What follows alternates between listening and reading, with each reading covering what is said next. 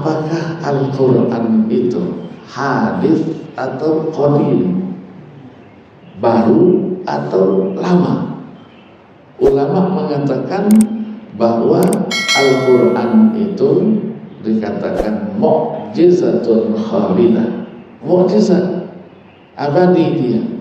Nah, kalau dia mu'jizat abadi, maka tidak ada intervensi siapapun di dalam Al-Quranul Karim itu. Ya, maka di sini menjadi permasalahan nanti, apakah dia hadis? Hadis itu baru. Sementara Al-Quran itu menurut mayoritas ulama kalamullah an-nafsi al-azali, sudah ada di Lauhil Mahfuz sana. Hanya proses turunnya saja yang berbeda dengan kitab-kitab yang lain. Karena ada pertanyaan dijawab.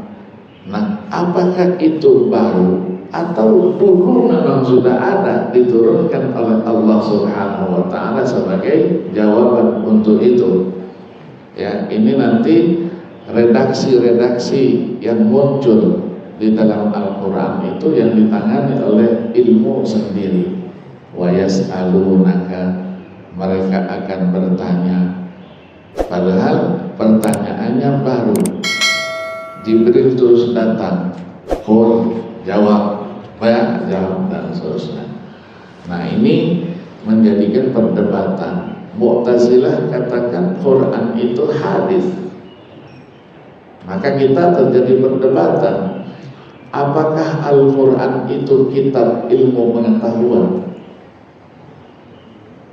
Jawabnya tidak, karena ilmu pengetahuan didasari oleh teori.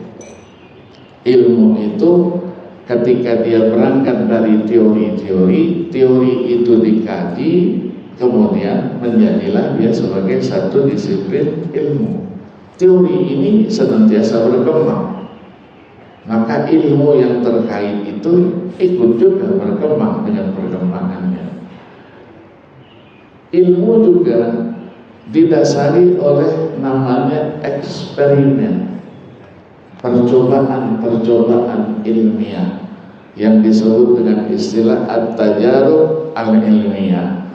Nah, percobaan eksperimen itu juga dia baru dan senantiasa berubah karena perkembangannya.